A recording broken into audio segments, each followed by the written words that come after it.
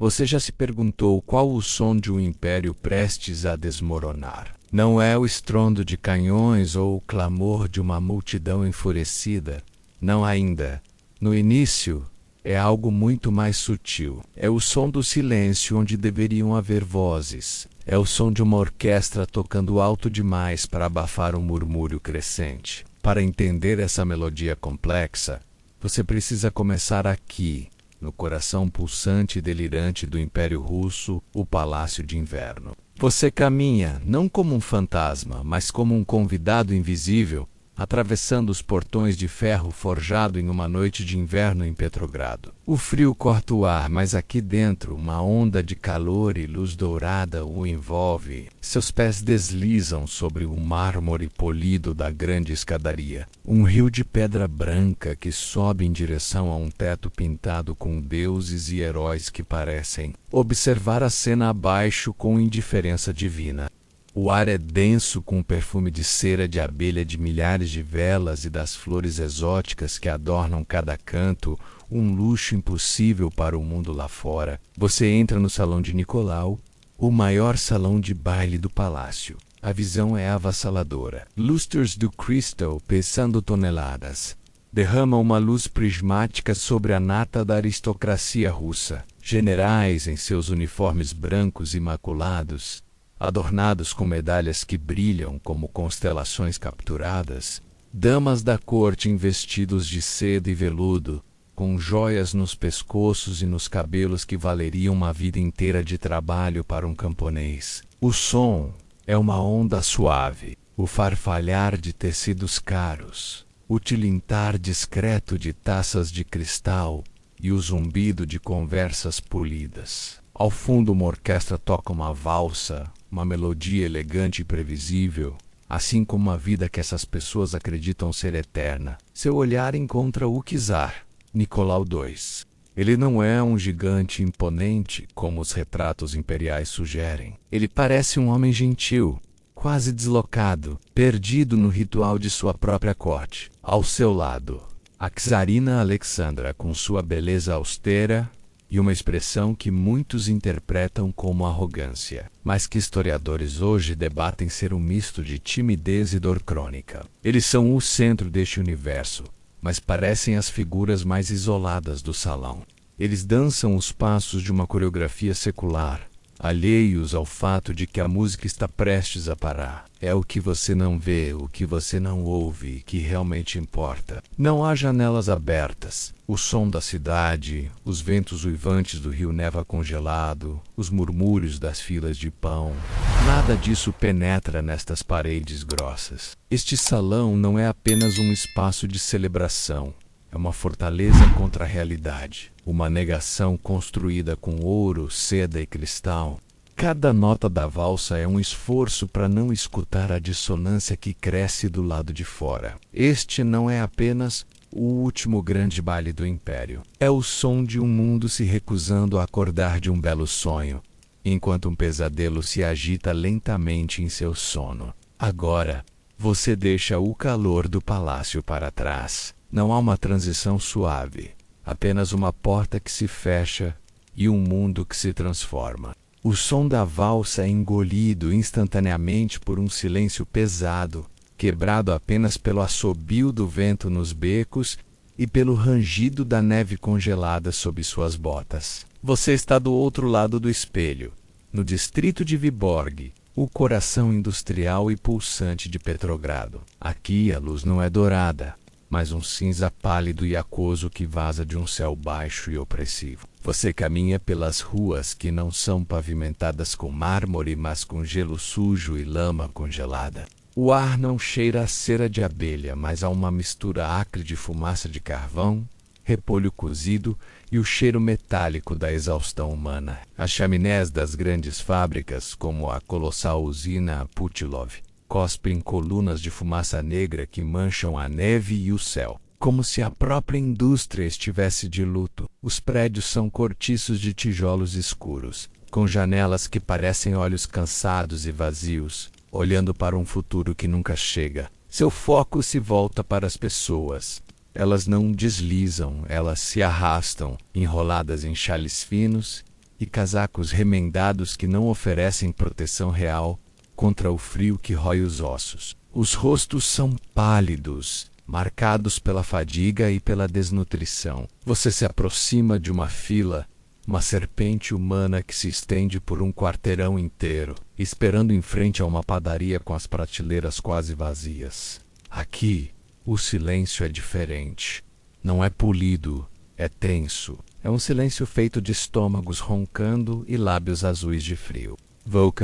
E é aqui que você ouve os verdadeiros sussurros do tempo. Não são conversas sobre a corte ou o último romance francês.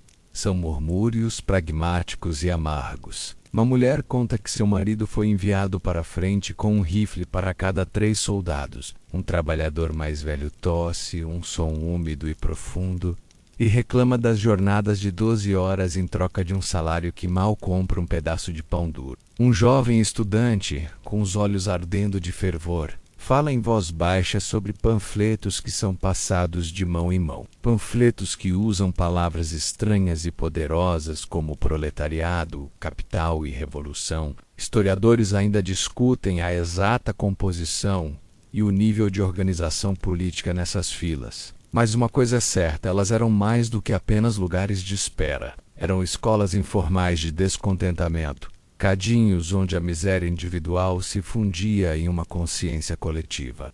Cada pão que faltava, cada notícia de derrota na guerra, era mais um tijolo retirado da fundação do império. O mundo dentro do Palácio de Inverno era um palco, uma performance elaborada de poder. Este mundo, nas ruas geladas, era a realidade, e a realidade estava começando a sussurrar cada vez mais alto, com uma voz rouca e faminta que logo se tornaria um grito impossível de ignorar. Você se afasta dos sussurros das ruas que falam de pão e paz, para encontrar o epicentro de um sussurro diferente, muito mais perigoso. Este não nasce da fome, mas do medo, da superstição e do desespero. Você entra em uma sala privada no Palácio de Alexandre, a residência preferida da família imperial em Tsarskoye-Selo. A grandiosidade aqui é mais contida, mais íntima. Não há salões de baile. Apenas a luz fraca das lamparinas a óleo e o cheiro pesado de incenso e de algo mais, algo terroso e humano. Seu olhar é atraído para um homem que domina o espaço sem se sentar em um trono. Ele é alto, de constituição forte, com uma barba longa e emaranhada e cabelos que caem oleosos sobre os ombros de um simples manto de camponês. Ele é uma anomalia grosseira neste ambiente de brocados e porcelanas. Mas são seus olhos que o prendem. Olhos de um azul pálido, tão claros que parecem perfurar a penumbra e ler os segredos mais profundos de sua alma. Este é Grigory Rasputin, o monge louco. Você o ouve falar, não com a eloquência da corte, mas com uma voz grave e hipnótica, com um sotaque rústico da Sibéria. Ele fala em parábolas simples, em profecias e em garantias divinas. A czarina Alexandra está sentada perto dele.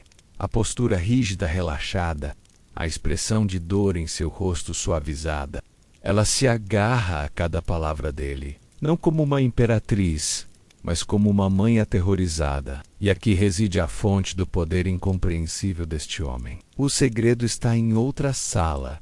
No herdeiro do trono, o jovem Alexei. O menino sofre de hemofilia, a doença real, que transforma o menor arranhão em uma ameaça mortal. Os médicos da corte, com toda a sua ciência, são impotentes. Mas Rasputin, com suas orações e sua presença calmante, parece conseguir estancar o sangramento e aliviar a dor do menino. Historiadores ainda discutem os mecanismos por trás de sua aparente cura. Seria hipnose, um efeito placebo sobre a ansiosa czarina que, por sua vez, acalmava o filho, ou algo que a ciência ainda não compreende. Para Alessandra, a explicação era simples e absoluta. Ele era um homem de Deus, um santo enviado para salvar seu filho e, por extensão, a dinastia. Esta devoção cega se torna uma porta de entrada para o coração do poder russo. A confiança da czarina em Rasputin é total. Logo, sua influência se espalha do quarto do herdeiro para os gabinetes do Estado. Nomes para ministérios são sussurrados por ele durante o chá. Generais são promovidos ou demitidos com base em seus caprichos. Para a aristocracia e para o povo, ele não é um santo, é um demônio que enfeitiçou a família imperial. Um camponês bêbado e devasso cujas mãos sujas mancham o cetro do poder. Ele não é a causa da doença do império, mas o seu sintoma mais visível e grotesco. A prova de que o trono se isolou completamente da razão, da realidade de seu próprio povo. O cheiro de incenso se dissipa, substituído por um odor mais antigo e primordial. É o cheiro de terra molhada, de metal enferrujado, de pólvora fria e de um medo estagnado que se infiltrou no próprio solo. Você não está mais em um palácio. Você está numa trincheira na frente oriental, em algum lugar perdido nas vastas e congeladas planícies da Polônia ou da Galícia. O mundo perdeu sua cor. Agora é uma paleta infinita de marrom e cinza. A trincheira é uma cicatriz lamacenta na terra, um abrigo precário contra uma morte que assobia no ar. Você é um dos milhões, um rosto anônimo em um mar de capotes cinzentos. Um camponês que foi arrancado de sua aldeia e recebeu um uniforme e uma promessa vazia de glória. Sua bota afunda em uma lama fria que parece ter a consistência da própria desesperança. Acima do Voca, um céu de chumbo se estende até o horizonte, indiferente. O som dominante é um estrondo baixo e constante à distância. A artilharia que pontua os dias e as noites.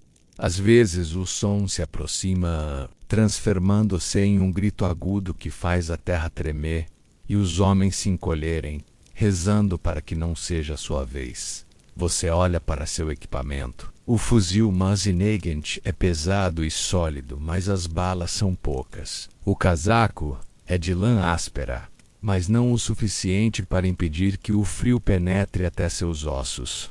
Muitos ao seu redor não têm nem isso. Você se lembra das primeiras ofensivas, da terrível realidade da ordem que se espalhou como um vírus pelos regimentos. A ordem, às vezes não dita, mas sempre presente, era simples e suicida. Quando o homem à sua frente cair, pegue o fuzil dele e continue correndo. Historiadores ainda debatem a frequência exata dessa prática, mas sua lenda por si só era suficiente para corroer a alma de um exército. A comida é escassa, um caldo ralo e pão preto tão duro que poderia quebrar um dente.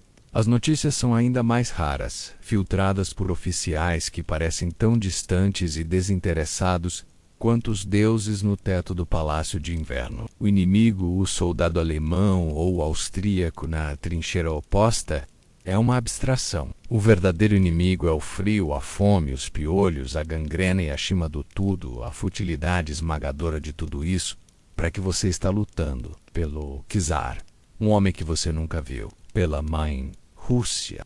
Uma ideia que parece cada vez mais distante a cada camarada que você vê cair na terra de ninguém. Então chega uma carta de casa, um pedaço de papel amarrotado que passou por inúmeras mãos. As palavras de sua esposa ou de sua mãe não falam de patriotismo.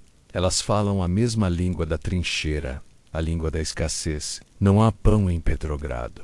Não há lenha para aquecer a casa. Os filhos estão doentes. E nesse momento a frente de batalha e a frente doméstica se fundem em sua mente.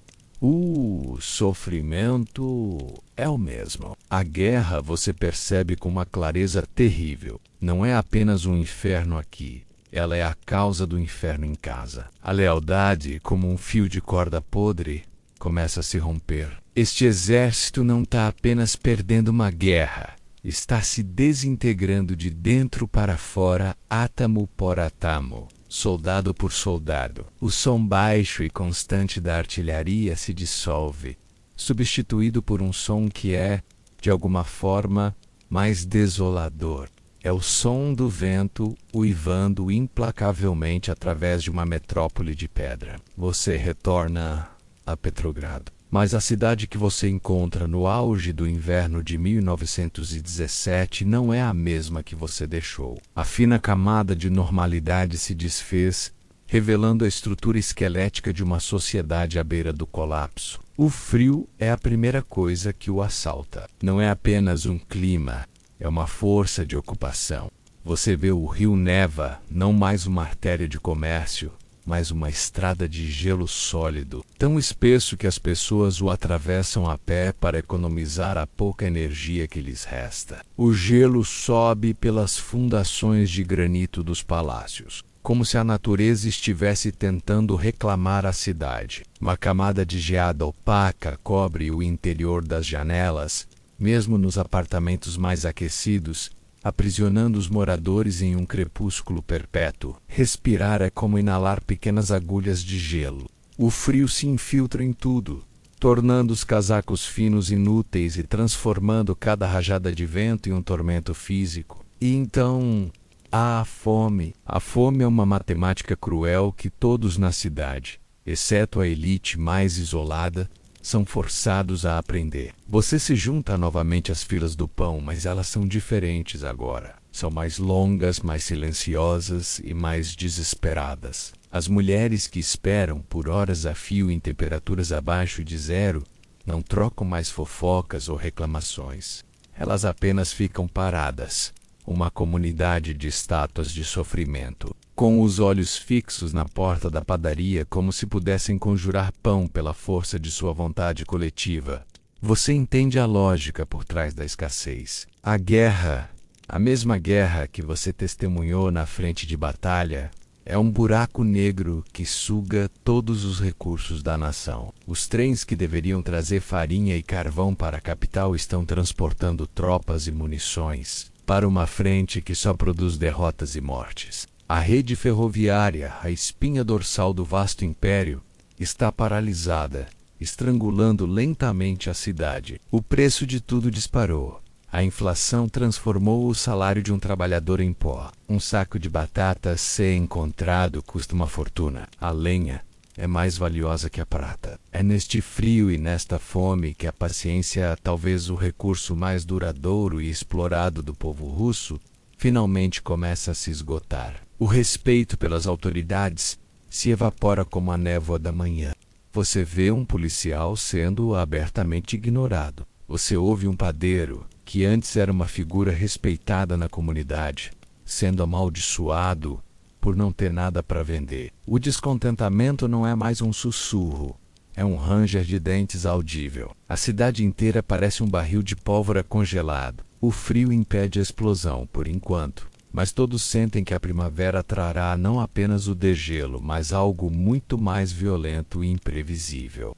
O dia 23 de fevereiro, pelo calendário juliano usado na Rússia há montes frio, mas com um sol pálido e promissor, é o Dia Internacional da Mulher, um evento no calendário socialista, mas que nunca antes havia sido motivo de grande comoção em Petrogrado. Hoje, algo é diferente. Você está no distrito industrial de Vyborg, e o ar, normalmente pesado com a fumaça das fábricas, está carregado de uma nova energia, uma eletricidade humana que você pode quase sentir na pele. A centelha não é acesa em uma reunião secreta de revolucionários profissionais, nem em um quartel militar. Ela é acesa aqui, nas filas de pão que se tornaram um símbolo vivo do fracasso do regime. Você vê um grupo de mulheres trabalhadoras da indústria têxtil. Elas esperaram por horas no frio cortante. A notícia se espalha como fogo em palha seca. Não há pão hoje, talvez a mano. Talvez não. É uma promessa vazia que elas já ouviram vezes demais. E então acontece. Uma mulher cujo nome se perdeu na história solta um grito. Não é um grito de dor, mas de fúria. Ela joga a sacola vazia na neve. Outras se juntam a ela. O murmúrio se transforma em um clamor. Elas deixam as filas não para voltar para suas casas frias, mas para marchar. Elas caminham em direção a outras fábricas, jogando bolas de neve nas janelas, gritando para que os homens se juntem a elas. Suas palavras de ordem são simples, diretas, nascidas de uma necessidade visceral. Pão, elas gritam.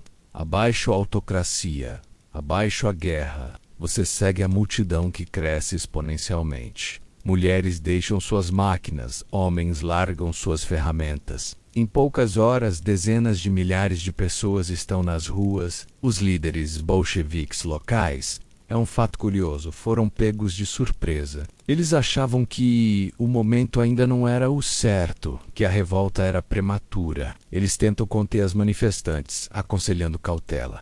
Mas a torrente de frustração popular é forte demais para ser canalizada ou contida por qualquer partido. Esta não é uma revolução planejada. É uma combustão espontânea. A marcha se move em direção ao centro da cidade, em direção a Nevsky Prospect, a avenida elegante que é o coração da Petrogrado Imperial. A polícia tenta bloquear as pontes sobre o Neva, mas os manifestantes são implacáveis. Eles atravessam o gelo espesso do rio, uma imagem poderosa de um povo que se recusa a ser dividido. Chegando ao centro, eles se deparam com os cossacos, a temida cavalaria do czar, símbolo da repressão brutal. A multidão hesita. Este é o momento em que protestos anteriores foram esmagados em sangue. Mas então, algo notável acontece. As mulheres na frente da marcha se aproximam dos soldados. Elas não os confrontam com armas, mas com palavras. Nossos irmãos, nossos filhos estão morrendo na frente, elas dizem. Vocês vão atirar em nós por um pedaço de pão? O oficial cossaco olha para a multidão, para os rostos das mulheres e toma uma decisão que sela o destino de uma dinastia. Ele pisca para os manifestantes e ordena que seus homens recuem. Naquele instante, o feitiço do medo que sustentava o regime por séculos se quebrou. O clamor das ruas se afasta, substituído pelo som metálico e constante de rodas de trem sobre trilhos de aço. Você não está mais na multidão. Você está a bordo do trem imperial, uma longa serpente verde escura que desliza pela paisagem branca e infinita da Rússia. Aqui dentro, o caos de Petrogrado parece um sonho distante. Você caminha por um corredor estreito, sentindo o brilho suave do mogno polido sob seus dedos e o veludo azul profundo dos assentos. O ar cheira a couro, fumaça de charuto e a cera usada para lustrar a madeira. O leve balanço rítmico do vagão é quase hipnótico, um berço de luxo isolado do mundo. Em um compartimento privado, você observa o czar Nicolau II. Ele não está em pânico. Ele não está furioso. Ele está estranhamente calmo, sentado em uma pequena mesa, olhando pela janela para a sucessão interminável de bétulas e neve. Ele estava no quartel-general do exército em Stavka quando a revolução explodiu. Agora ele está simplesmente tentando voltar para casa, para sua família em Tsarskoye Selo, mas ele não pode. Você sente a ironia esmagadora da situação. O autocrata de todas as Rússias, o mestre de um sexto da superfície terrestre, está preso em seu próprio país. Seu trem sendo desviado de estação em estação por comitês revolucionários de ferroviários que agora controlam as artérias do império. Um ajudante de ordens entra, trazendo uma pilha de telegramas. Cada um é um golpe de martelo na estrutura de seu mundo. Um relata que a guarnição de Moscou se juntou à revolta. Outro que seu próprio tio, o grão-duque Cyril, marchou com suas tropas sob uma bandeira vermelha. O golpe mais duro, no entanto, vem de seus generais, os homens em quem ele mais confiava. Um por um, os comandantes das frentes de batalha telegrafam a mesma mensagem fria e pragmática. Para salvar a Rússia e continuar a guerra contra a Alemanha, Vossa Majestade Imperial deve abdicar. Não é um pedido. É uma constatação. A cena final se desenrola em seu vagão-restaurante, perto da cidade de Pskov. 2 delegados da Duma, o parlamento russo, chegam. Eles são homens que Nicolau sempre desprezou. Políticos faladores. Agora, eles estão aqui para aceitar sua rendição. Não há gritos, não há súplicas. A conversa é contida, quase fúnebre. Historiadores notam a estranha calma de Nicolau neste momento.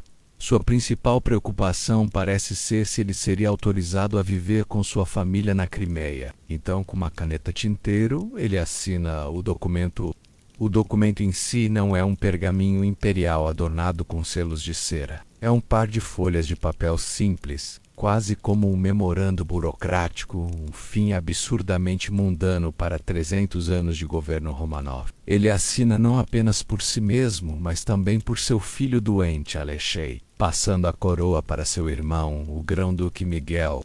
Ele data o documento com a hora e o dia anteriores, uma pequena e fútil tentativa de criar a ficção de que a decisão foi tomada antes da chegada dos delegados. O trem para... Os delegados partem com o papel que desfez um império.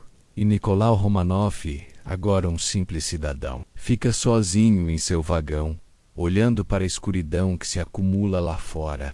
Você retorna a Petrogrado.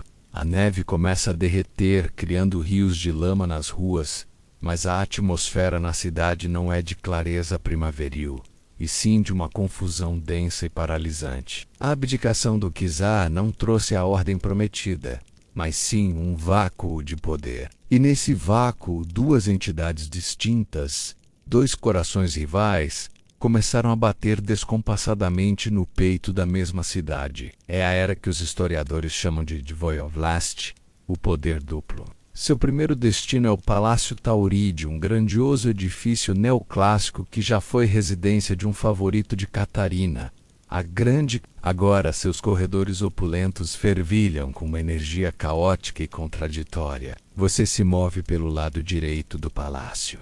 Aqui, nos salões formais, está o governo provisório. Você vê homens internos bem cortados, liberais, industriais, advogados e alguns aristocratas reformistas.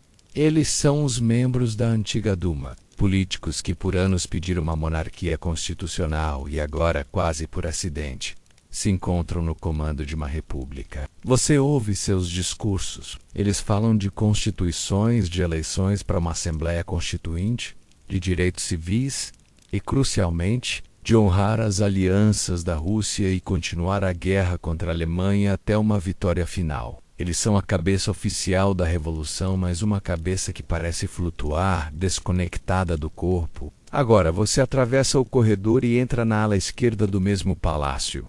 A atmosfera muda instantaneamente. O ar é espesso com fumaça de tabaco barato. O chão está coberto de lama de botas de soldados e panfletos jogados. Esta é a sede do Soviete de Petrogrado de deputados, de operários e soldados. Você vê uma multidão heterogênea. Operários em seus macacões, soldados em seus uniformes surrados, intelectuais radicais com olhos febris.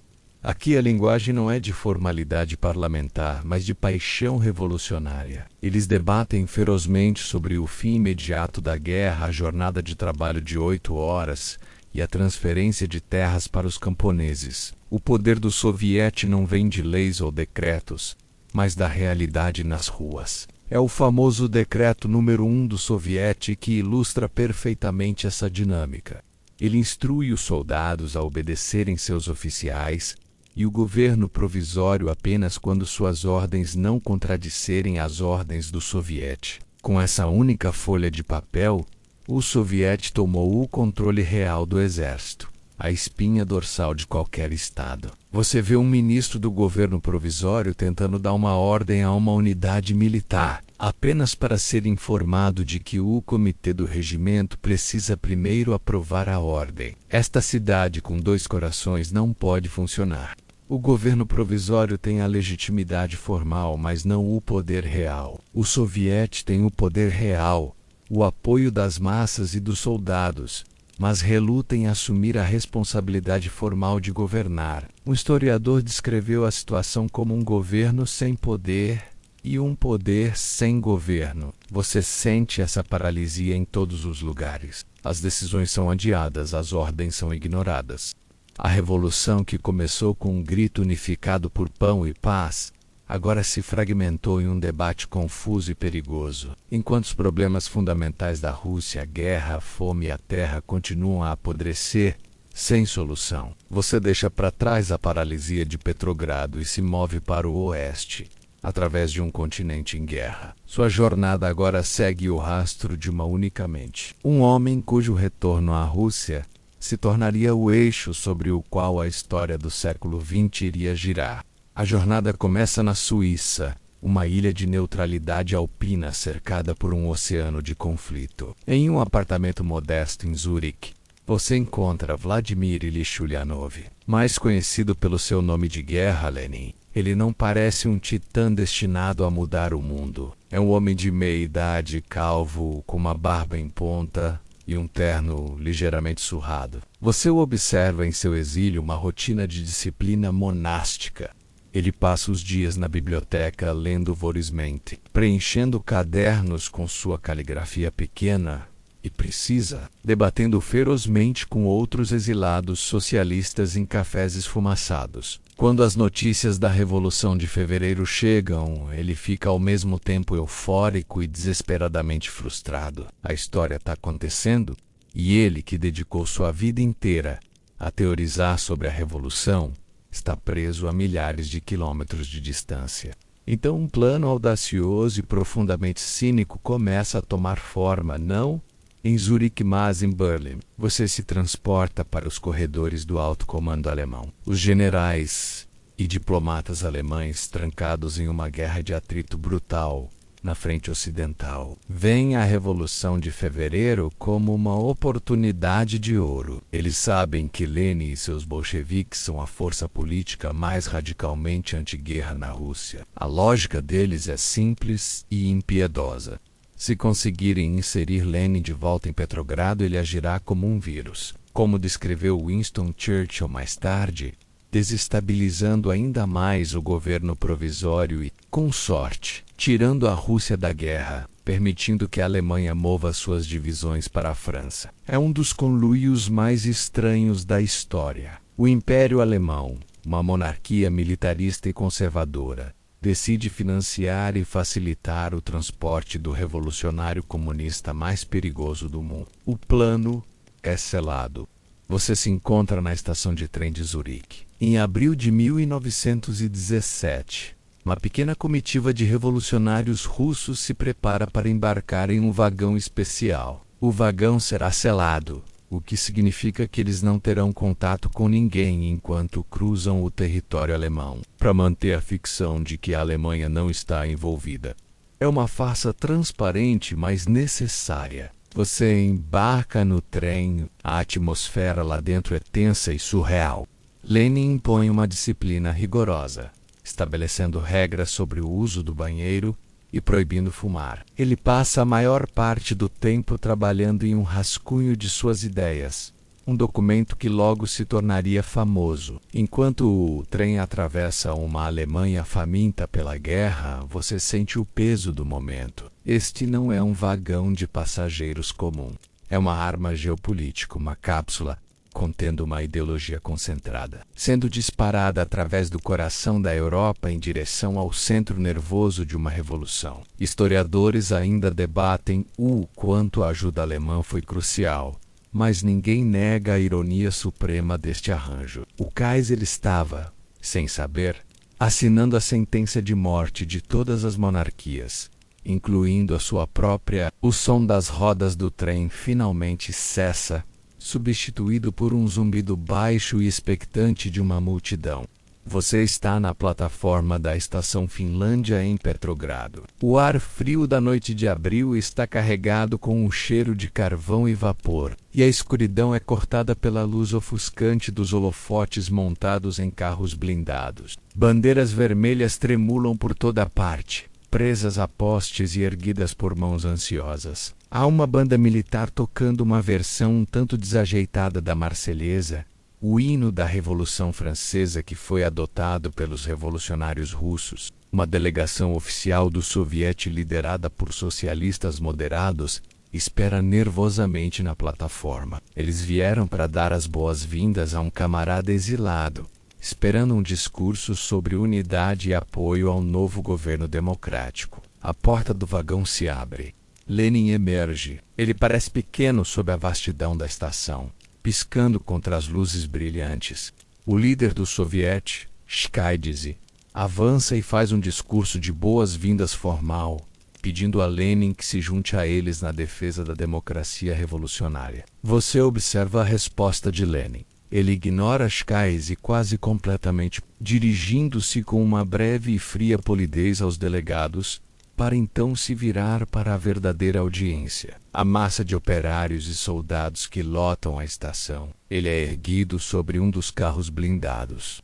Não há um pódio elegante, apenas o metal frio de uma máquina de guerra. Quando ele fala, sua voz não é a de um orador carismático. É ríspida, sem adornos, com um R gutural que rola em suas palavras. Mas há nela uma certeza de ferro que corta o ar festivo. O que ele diz choca a todos, incluindo seus próprios seguidores bolcheviques. Ele não fala de unidade. Ele denuncia o governo provisório como um bando de capitalistas. Ele condena a guerra como uma carnificina imperialista que deve ser encerrada imediatamente. Ele declara que a Revolução de Fevereiro foi apenas o primeiro passo. E então ele destila sua ideologia complexa em uma série de slogans de uma simplicidade e poder devastadores. São as teses de Abril. Você as ouve ressoar pela praça. Paz, pão e terra. Cada palavra é um míssil teleguiado para o coração das ansiedades do povo russo. Paz para os milhões de soldados congelando nas trincheiras. Pão para as mulheres e crianças defiando nas filas de comida. Terra para os camponeses, a vasta maioria da população, que sonhavam há séculos em possuir o solo que trabalhavam. Enquanto os outros partidos falavam em termos abstratos de assembleias constituintes e deveres de guerra, Lenin falava a língua da necessidade humana imediata. E ele acrescenta um outro slogan, o mais radical de todos: todo o poder aos sovietes. Com esta frase, ele traça uma linha na areia. Ele está pedindo abertamente a derrubada do governo provisório e a transferência de todo o poder para os conselhos de operários e soldados. É um chamado para uma segunda revolução. Naquela noite, muitos, mesmo dentro do partido bolchevique, pensaram que ele havia enlouquecido, que o longo exílio o tinha feito perder o contato com a realidade russa. Historiadores ainda discutem se foi um ato de gênio profético ou de apostador imprudente. Mas as palavras foram ditas, as sementes foram plantadas na mente de uma população desesperada, e elas começariam a germinar na terra fértil da incerteza russa. A primavera dá lugar a um verão quente e pegajoso em Petrogrado. O degelo político prometido em fevereiro se transformou em um pântano de estagnação e frustração. As palavras de Lenin, que pareceram tão radicais em abril, agora ecoam as impaciências crescentes nas ruas e nos quartéis. Você sente a temperatura da cidade subir, não apenas climaticamente, mas politicamente. A atmosfera está carregada, como o ar antes de uma forte tempestade. Sua jornada o leva às jornadas de julho. Não é um evento organizado, mas uma erupção de raiva. Você está entre a guarnição de metralhadoras de Petrogrado, soldados que foram informados de que seriam enviados para a frente de batalha para uma nova ofensiva. Para eles, isso é uma traição. A Revolução de Fevereiro prometia o fim da guerra, mas o governo provisório, sob pressão dos aliados ocidentais, está se preparando para enviar mais homens para o matadouro. Os soldados saem às ruas em protesto armado. Eles são rapidamente acompanhados por dezenas de milhares de operários e marinheiros da base naval de Kronstadt. A fortaleza radical da revolução, você marcha com eles. É uma massa imensa e furiosa, mas sem um objetivo claro. Eles gritam todo o poder aos sovietes, o slogan bolchevique, e se dirigem ao Palácio Tauride, esperando que o soviete tome o poder que eles estão oferecendo em uma bandeja de baionetas. No entanto, os líderes bolcheviques são pegos de surpresa, assim como em fevereiro. Lenin acredita que a insurreição é prematura, que o resto do país ainda não está pronto para apoiá-la. Ele tenta moderar a multidão, mas a raiva tem sua própria lógica. O protesto se transforma em dias de tiroteios caóticos e confrontos nas ruas. Tropas leais ao governo são trazidas, e a manifestação é esmagada. O resultado é um desastre para os bolcheviques. O governo provisório agora liderado pelo carismático socialista Alexander Kerensky, os acusa de serem espiões alemães tentando sabotar o esforço de guerra. A propaganda é eficaz, explorando o fato inconveniente da viagem de Lenin no trem selado. Ordens de prisão são emitidas. Trotsky é preso. Lenin, para evitar a captura, raspa sua barba característica, veste uma peruca e foge para a Finlândia, mais uma vez um exilado. Os escritórios do jornal bolchevique, o Pravda, são saqueados. Por um momento parece que a maré virou, que o radicalismo foi contido. Mas então, o pêndulo oscila violentamente para o outro lado. Em agosto, você testemunha o caso Kornilov. O general Lava Kornilov, o recém-nomeado comandante-em-chefe do exército russo, é um homem conservador que vê os sovietes e os socialistas como uma praga a ser erradicada. Ele decide marchar com suas tropas sobre Petrogrado, com a intenção, segundo ele, de salvar o governo provisório do controle dos sovietes. Kerensky, no entanto, entra em pânico, acreditando que Kornilov pretende dar um golpe militar e se tornar um ditador. Em um ato de desespero, Kerensky faz o impensável.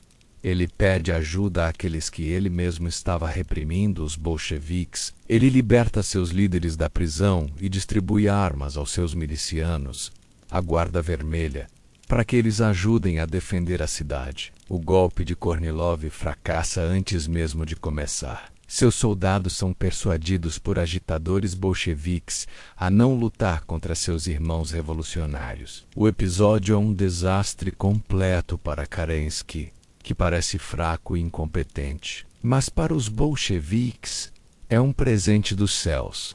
Eles não são mais vistos como traidores alemães, mas como os salvadores da revolução. E agora, eles têm armas. O ar frio e úmido do outono de Petrogrado se infiltra em suas roupas. As noites são longas e escuras, mas a cidade não dorme. Uma energia febril percorre as ruas, os quartéis e as fábricas. O fiasco de Kornilov deixou o governo provisório em frangalhos, desacreditado e impotente. Os bolcheviques, por outro lado, surfam em uma onda de popularidade sem precedentes. Eles agora detêm a maioria no Soviete de Petrogrado e Leon Trotsky, recém-saído da prisão, é eleito seu presidente, de seu esconderijo na Finlândia. Lenin bombardeia o comitê central do partido com cartas cada vez mais urgentes, insistindo que o momento de tomar o poder chegou. A história não nos perdoará se não agirmos agora. Ele escreve: você está no Instituto Smolny, um antigo internato para moças da nobreza que agora é a sede fervilhante do Soviete e o quartel-general bolchevique. A elegância de seus corredores neoclássicos contrasta fortemente com a cena que você testemunha. O chão está coberto de palha onde os soldados dormem. O ar é espesso com fumaça e o cheiro de pão preto. Mensageiros correm para dentro e para fora. Ordens são gritadas. E o som constante das máquinas de escrever cria uma trilha sonora mecânica para a revolução. A tomada de poder, quando acontece, é surpreendentemente metódica, quase burocrática, muito diferente da explosão espontânea de fevereiro. É uma operação cuidadosamente planejada por Trotsky e pelo Comitê Militar Revolucionário. Na noite de 24 para 25 de outubro, você acompanha pequenos grupos de guardas vermelhos, soldados e marinheiros. Eles não iniciam com um ataque frontal. Em vez disso, eles se movem silenciosa e eficientemente pela cidade adormecida, ocupando os pontos nevrálgicos do Estado. Você os vê tomando o controle da central telefônica, cortando as linhas do governo. Você os observa ocupando as estações de trem, os correios, o Banco do Estado e as pontes sobre o Neva. A maioria dos cidadãos de Petrogrado dorme durante a Revolução, acordando na manhã seguinte para descobrir que a cidade tem novos mestres. O clímax simbólico da operação é a tomada do Palácio de Inverno, onde os remanescentes do governo provisório estão reunidos. A cena, mais tarde imortalizada e grandemente exagerada no filme de Sergei Eisenstein, é na realidade muito menos heróica e muito mais anticlimática. Você vê o palácio fracamente defendido por cadetes e um batalhão de mulheres. Cercado, o cruzador Aurora, ancorado no Rio Neva, dispara um tiro de festim, o sinal combinado para o ataque. Há alguns tiroteios esporádicos. Você entra no palácio com o primeiro grupo de invasores. Eles não são uma horda disciplinada, mas um grupo confuso de soldados e operários, maravilhados com o luxo que os cerca. Alguns se perdem nos intermináveis corredores. Historiadores contam a anedota de que eles ficam mais impressionados com as vastas adegas de vinho do palácio do que com a captura dos ministros. Finalmente, o pequeno grupo de invasores encontra a sala onde os ministros estão sentados ao redor de uma grande mesa, esperando o inevitável. Não há resistência. Eles são simplesmente declarados presos. A revolução nestes 10 dias que, segundo o jornalista John Reed, abalaram o mundo, foi em seu epicentro, notavelmente sem derramamento de sangue. A verdadeira luta, a verdadeira carnificina, ainda estava por vir. A poeira da insurreição mal assentou, e o cheiro de pólvora fria ainda paira em alguns cantos da cidade. Mas no Instituto Smolny, um novo aroma domina o ar.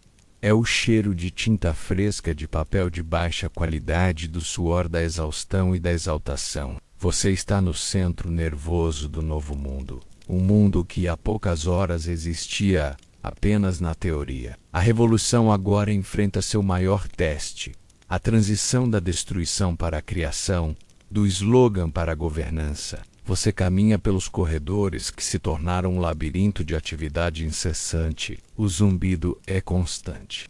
Máquinas de escrever martelam sem parar, mimeógrafos rodam ruidosamente, cuspindo pilhas de panfletos e decretos ainda úmidos. Telefones tocam incessantemente, com vozes gritando ordens e pedindo relatórios de bairros distantes. Homens em uniformes surrados e casacos de couro dormem em cantos, agarrados a seus fuzis, enquanto outros debatem apaixonadamente em círculos, envoltos em nuvens de fumaça de tabaco. Há uma vertigem no ar, a sensação de que as leis da física política foram suspensas. No centro deste furacão você encontra Lenin, não em um trono, mas em uma pequena mesa de madeira, sob a luz fraca de uma lâmpada. Ele parece não notar o caos ao seu redor. Ele está completamente focado, escrevendo, editando, riscando palavras com uma energia feroz. Ele é o autor principal desta nova realidade. E sua caneta é a ferramenta que está demolindo um mundo e esboçando outro.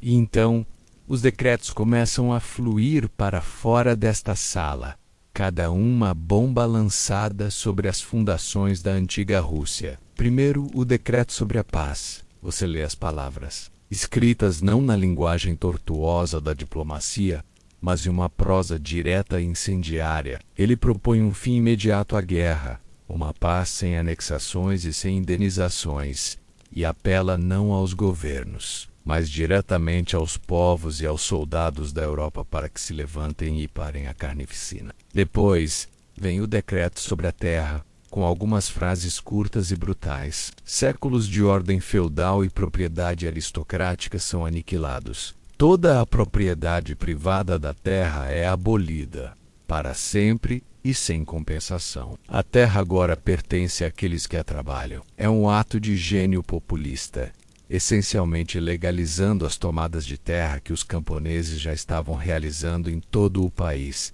transformando um ato de rebelião em um ato de lealdade ao novo regime.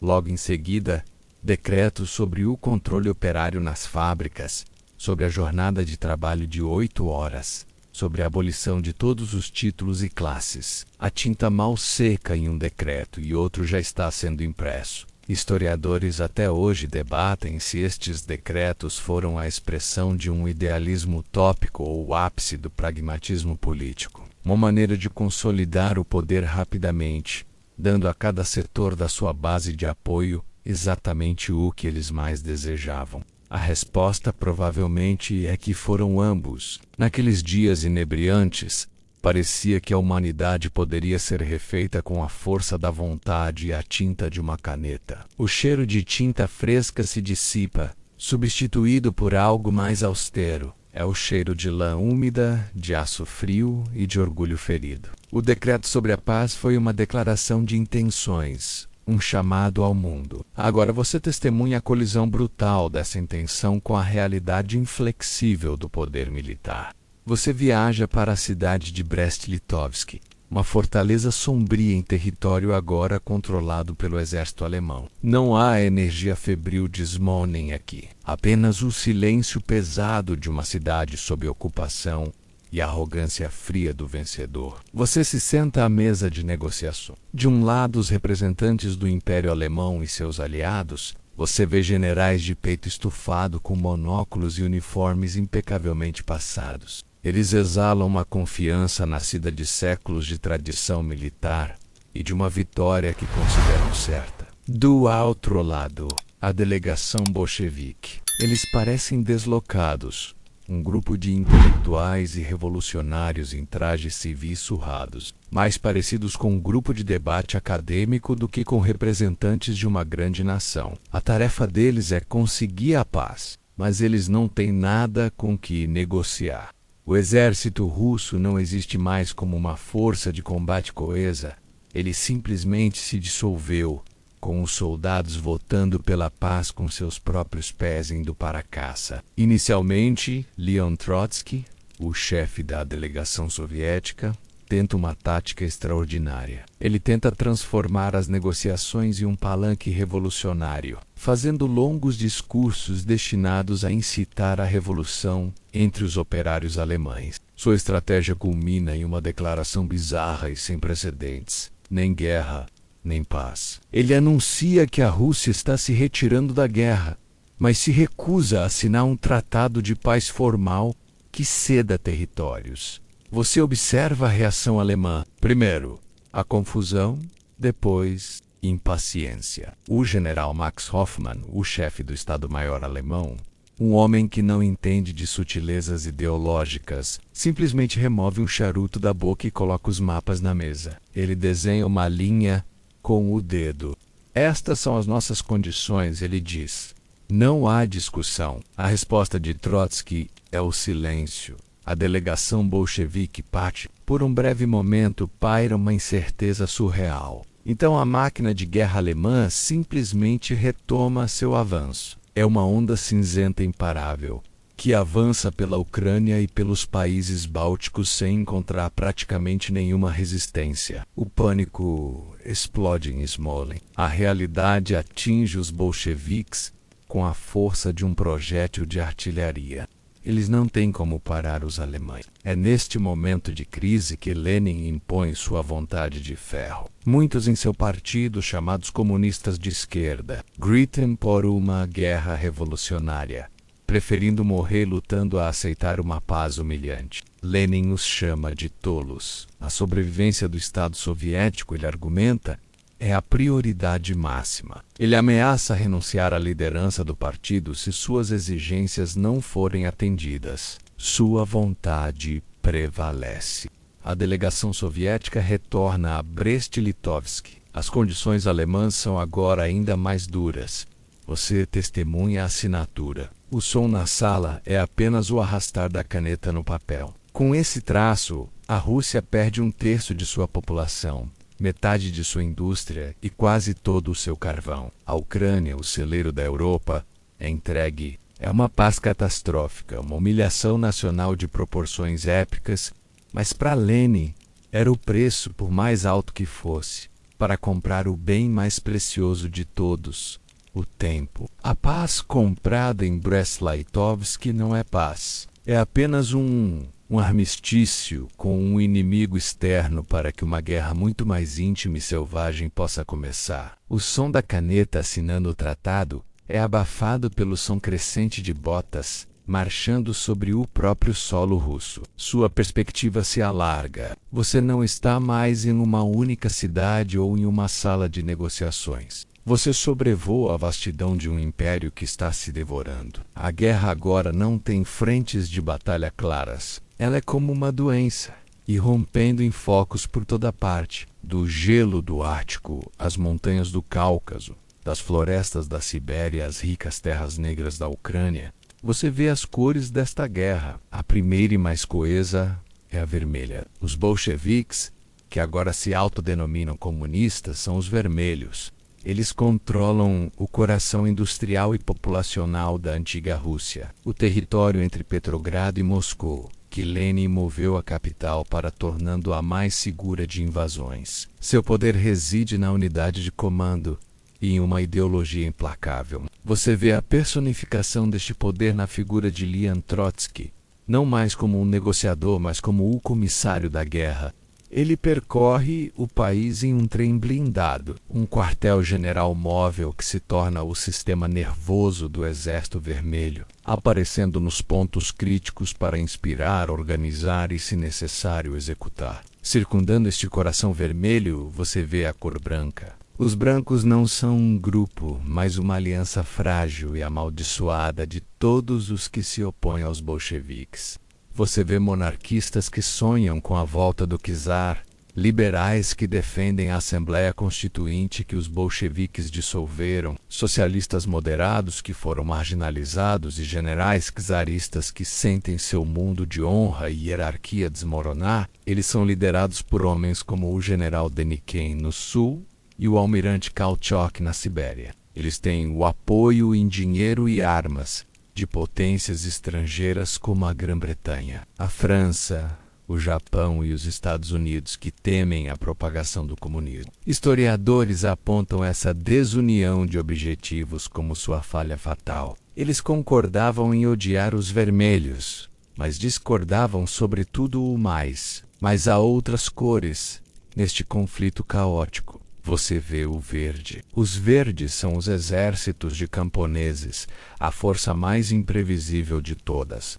Eles lutam contra os vermelhos quando estes vêm requisitar seus grãos. Eles lutam contra os brancos quando estes tentam restaurar os antigos proprietários de terras. Eles lutam por um ideal simples e anárquico, a liberdade de sua própria aldeia. Você vê a bandeira negra dos anarquistas de Nestor Marno na Ucrânia, uma força de cavalaria camponesa que luta com uma ferocidade lendária contra todos os que tentam impor sua autoridade. Esta não é uma guerra de manobras elegantes. É uma guerra de brutalidade absoluta. O terror se torna uma política de Estado para ambos os lados. Vilarejos inteiros são massacrados por suspeita de colaboração com o inimigo. Irmão luta contra irmão. A paisagem que você sobrevoa está marcada não apenas por batalhas, mas pela fome, pela doença e por um colapso total da civilização em vastas áreas. A revolução prometeu paz, pão e terra. Em vez disso, a Rússia recebeu uma guerra como nenhuma outra que já conhecera. No meio deste vasto incêndio há histórias que não são gritadas nos campos de batalha, mas sussurradas em porões escuros. São os atos que definem a natureza de um conflito, não por sua escala, mas por sua intimidade e sua escuridão. Para entender a profundidade da ruptura com o passado, você deve viajar para o leste, para a cidade de Ekaterimburgo, nos Montes Urais. Você se aproxima de uma mansão sólida, confiscada de um comerciante local chamado Ipatiev.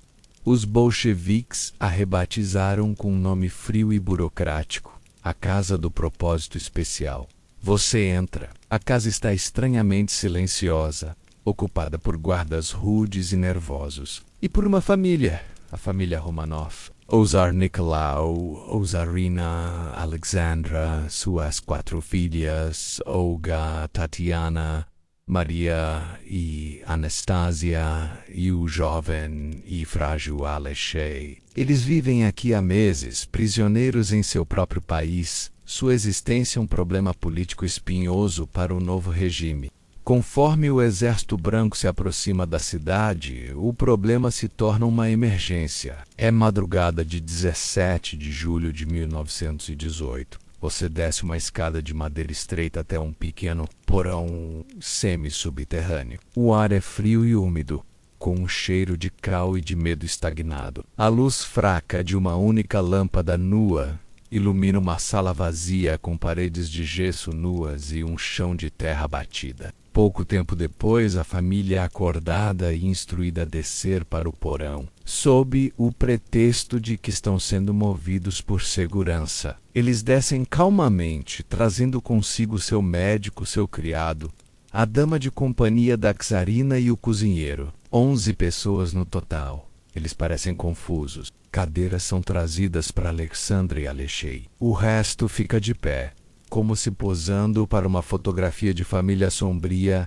e final. Então, um grupo de homens armados entra na sala. Seu líder, Yakov Yurovsky, desdobra um pedaço de papel e lê uma declaração.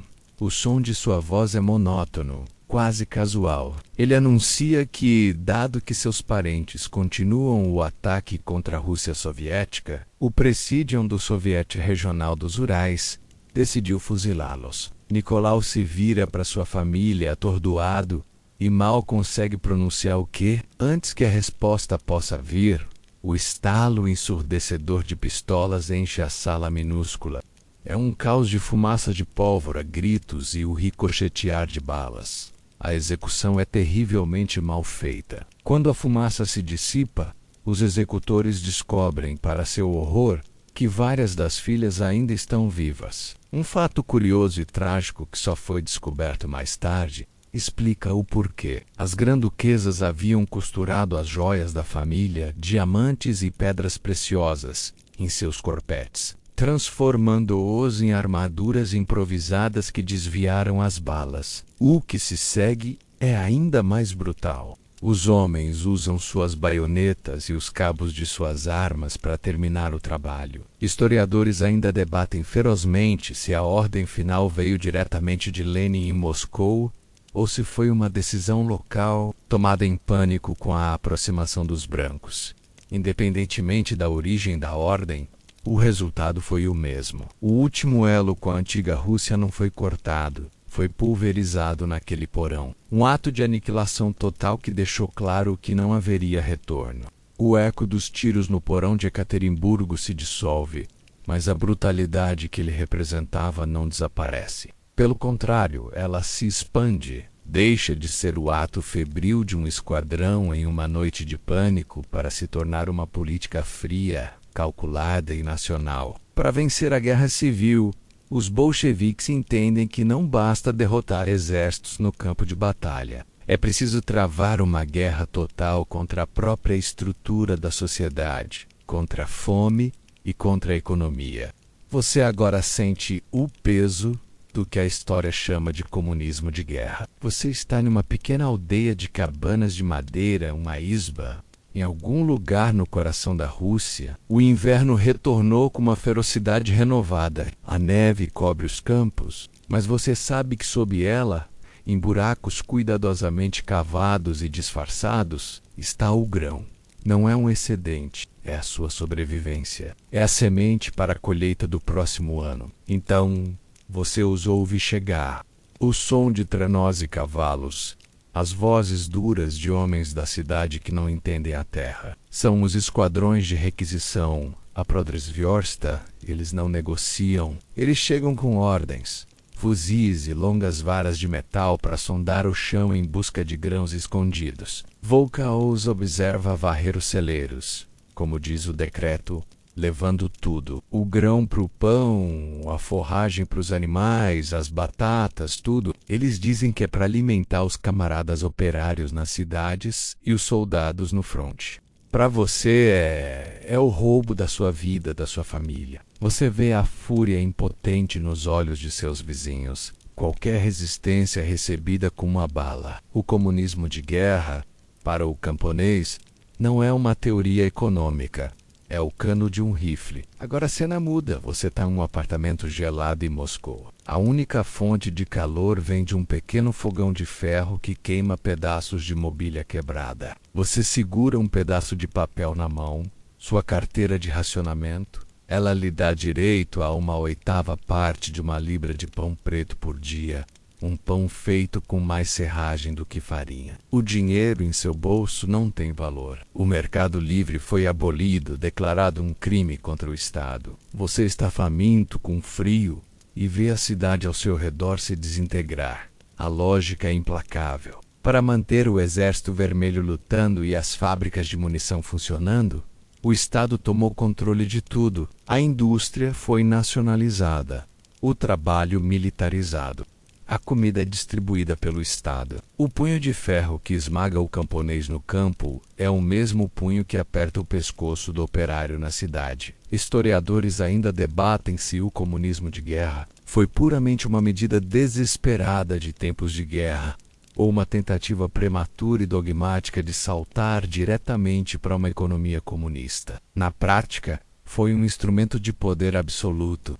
Causou rebeliões camponesas massivas, como a Revolta de Tambov, e levou a um sofrimento humano em uma escala quase inimaginável. Mas, de uma perspectiva puramente militar, ele cumpriu seu propósito. Manteve o Exército Vermelho abastecido o suficiente para lutar e vencer. Foi a vitória comprada ao preço da alma da nação. O estrondo da artilharia e o chacoalhar dos trens blindados finalmente se aquietam.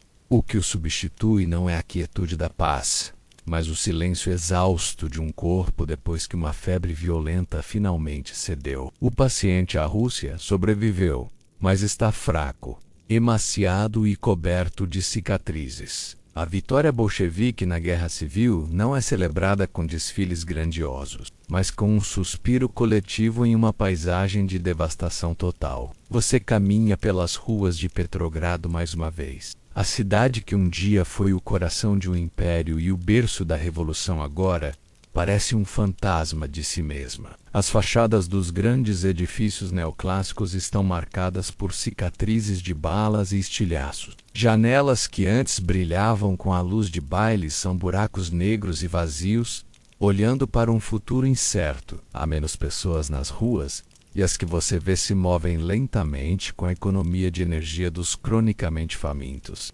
A indústria que antes vomitava fumaça e descontentamento está silenciosa. As chaminés estão frias. Você se transporta para o campo e a visão é de certa forma ainda pior. Os campos, antes um mosaico de trigo e centeio, agora são um emaranhado de ervas daninhas. Vilarejos inteiros foram dizimados pela guerra, pela fome ou pelo tifo. O comunismo de guerra, a política de requisição de grãos que alimentou o Exército Vermelho, quebrou a espinha dorsal da agricultura russa.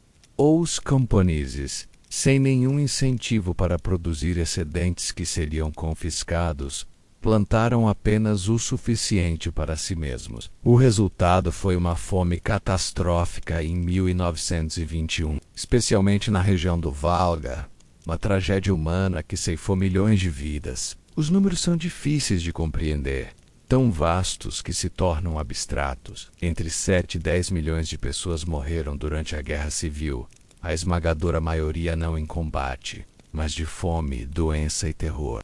A produção industrial caiu para uma fração do que era em 1913. As cidades se esvaziaram, com as pessoas fugindo para o campo em busca de qualquer migalha de comida. E talvez o símbolo mais comovente desta ruína humana seja a visão de milhões de crianças órfãs, ou os Besprizerneck, que vagavam pelo país em bandos, sobrevivendo através do roubo e da mendicância, uma geração inteira perdida para o caos. É neste cenário que o novo regime enfrenta seu teste final.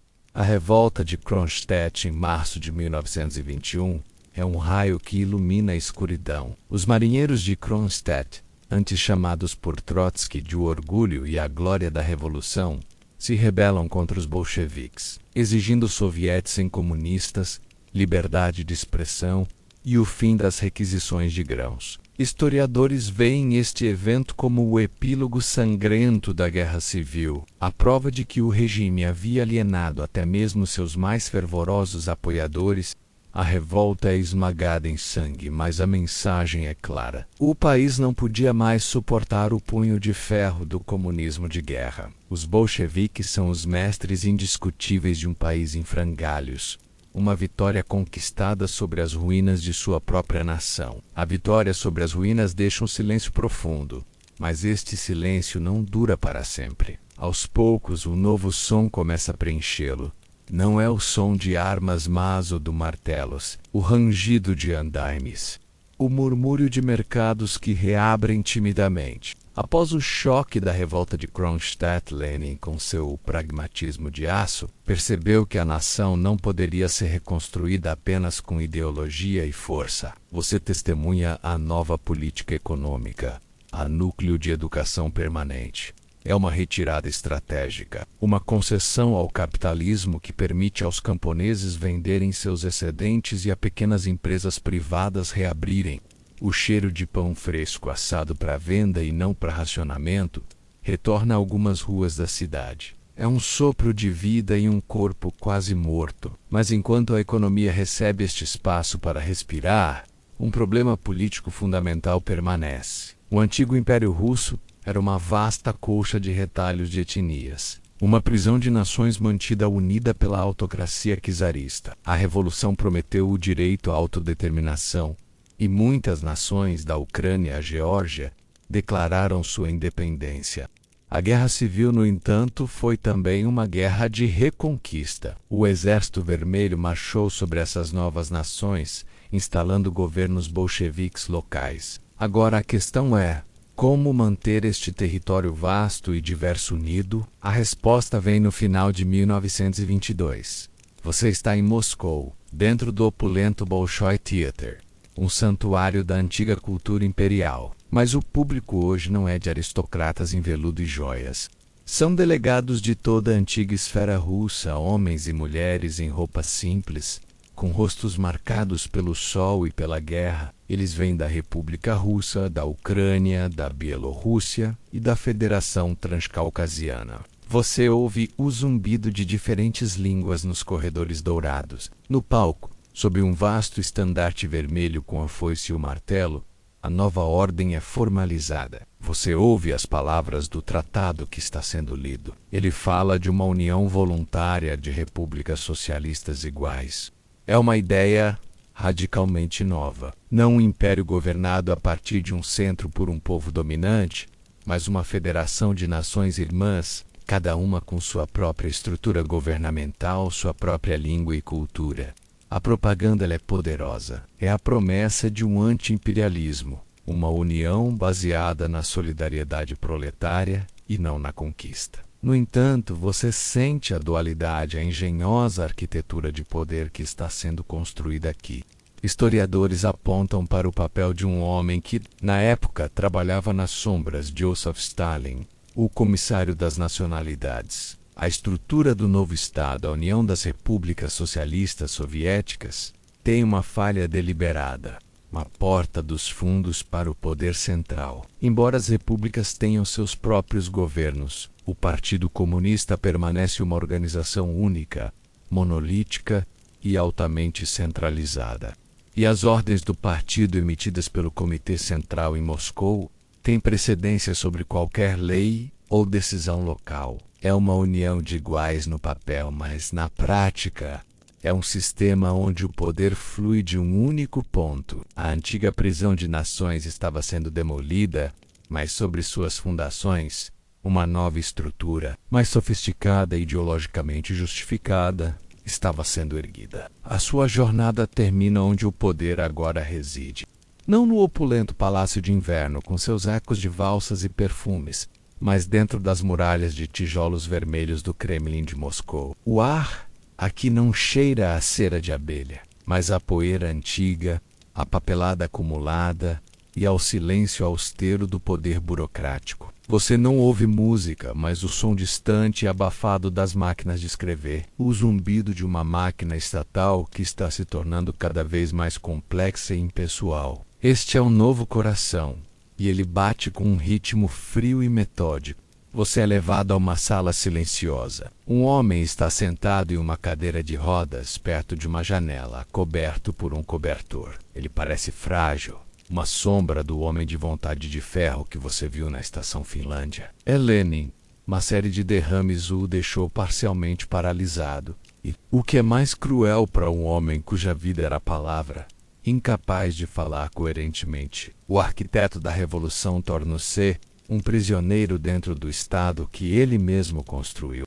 Seus guardas são seus médicos, seus carcereiros são seus camaradas mais próximos, que agora controlam o fluxo de informações que chega até ele. Ele olha pela janela para os jardins do Kremlin, o que ele vê, o que ele pensa. Historiadores debatem intensamente sobre seus últimos meses. Em momentos de lucidez, ele dita notas, fragmentos de pensamento que se tornariam seu testamento. Nestes escritos, você sente um alarme crescente.